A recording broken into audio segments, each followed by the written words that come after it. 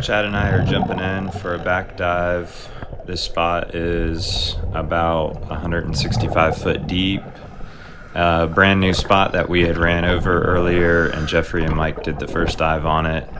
They had seen 3 blacks, decent blacks, and a couple smaller ones along with some scamps and red snapper. Jeffrey got a hit off on one of them, but he did not get a shaft stuck in it, and we are going in to retrieve it.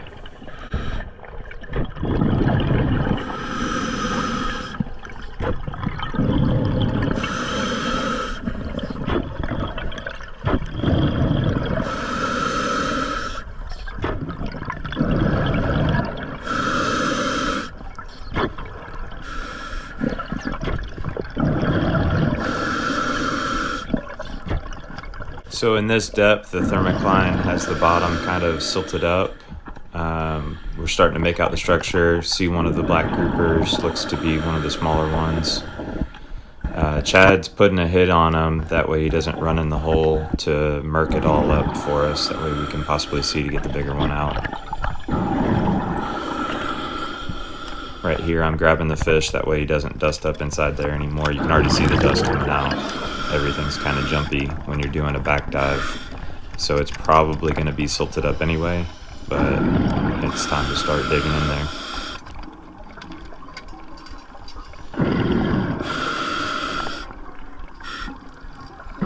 Now Jeffrey said that the black ran in behind the Goliath groupers. There's at least 2 of them inside of this ledge that I've seen, and possibly a third one in the ledge behind me.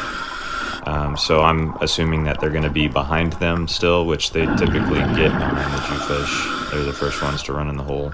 So I'm going to check out the skylights and little potholes above to see if I can't see anything.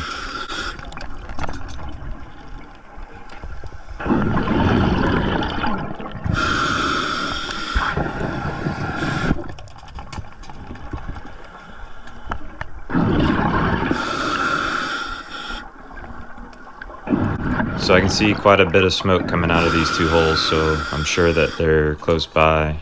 And looking down at an angle, I can see the back of one of the blacks. I can't tell how big he is just by, looking through this little bitty hole, but he's definitely a good one. I can see his just about the corner of where his gill plate meets his head, and he actually slid forward just a little bit before I took the shot, so I hit him in the back. Probably 6 or 7 inches behind the head. Not ideal, but sometimes it is what it is. So I shot him with a power head on my free shaft. I'm going to try to leave the shaft in the hole. That way I can get a bearing on where he's at. My stringer actually just pulled the shaft out of the fish, which that's the reason why I'm going back in here with the light to make sure that he didn't move. I'm going to use that shaft as a reference point to aim when I'm going in the ledge.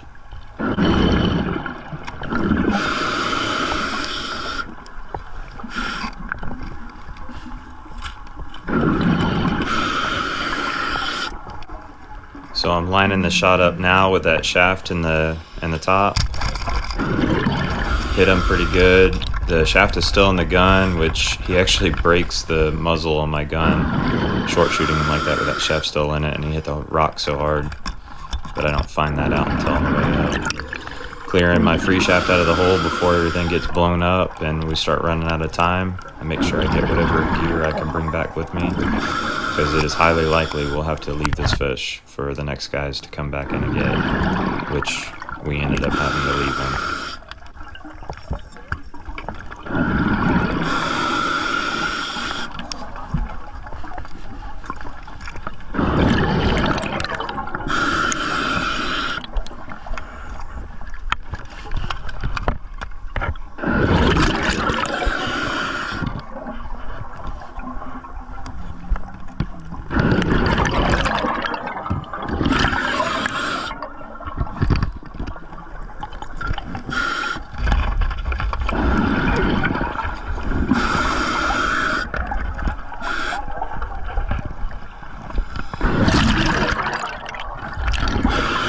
Oh.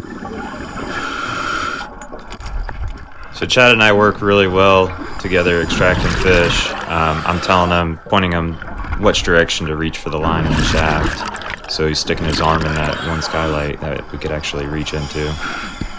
And I'm just trying to explain to him which way the fish is facing and which way he went. And then I'm going to come back in the front part of the hole, and I'm actually going to pull the line to the right. That way it's closer to where Chad can reach him. I'm not sure how far to the left he actually went into there.